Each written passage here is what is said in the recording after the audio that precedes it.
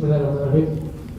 Ustaz mau tanya, untuk mengelola hati biar nggak sedih dalam situasi-situasi yang mestinya boleh sedih gitu. Kadang kadang kita merasa kalau misalkan dalam kondisi yang berat gitu, mau sedih kayak nggak itu sama yang Allah takdirkan gitu. Jangan sedih lah, tapi ngebeban gitu. Boleh nggak sih sedih gitu? Boleh. Secara syar'i. Boleh. Sedih itu boleh. Rasulullah SAW juga mengalami rasa sedih dalam beberapa peristiwa dalam kehidupan beliau, pasti.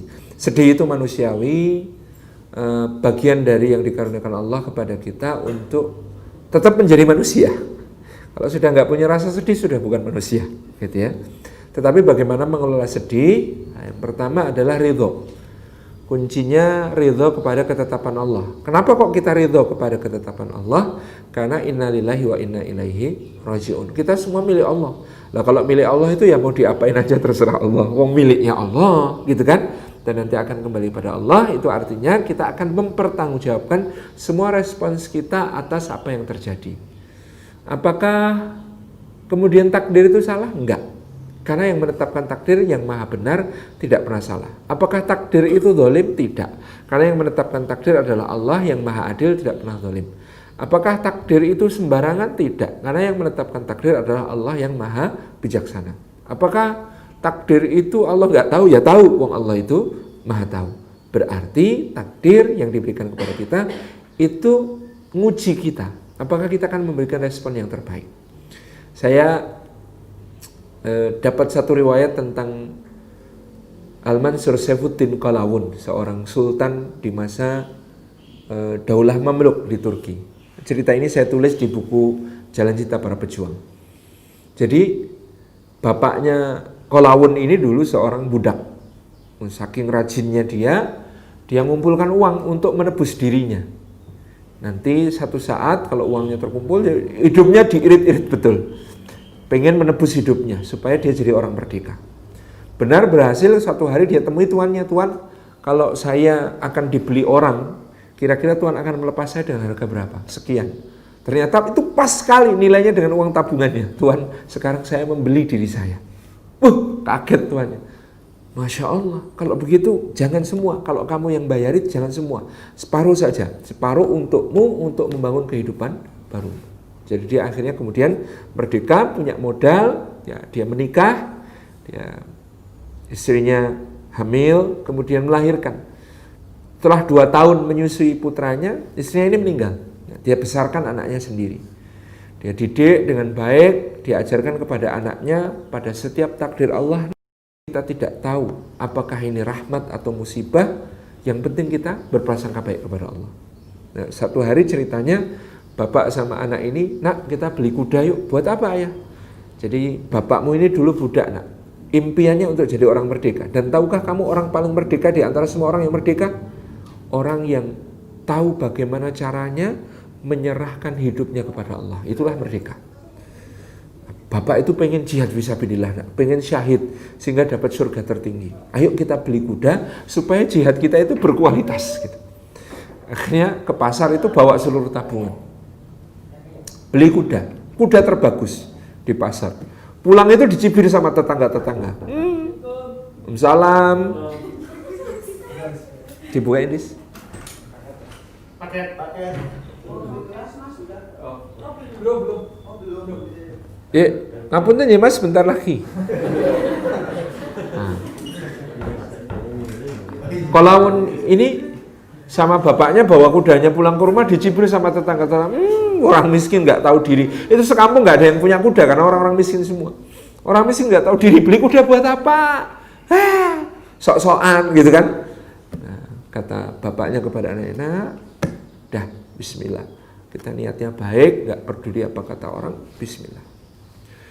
Bener ternyata 3 hari kemudian itu kudanya hilang. Karena kandangnya jebol, kudanya hilang. Tapi selama kuda itu di situ telah mereka perlakukan dengan baik, dikasih makan terbaik, gitu ya, dikasih minum terbaik, kasih dedak terbaik, gitu. Nah, tetangganya tambah mencibir, rasain, makanya jangan sok-sokan, nggak punya kandang kok beli kuda, gitu kan.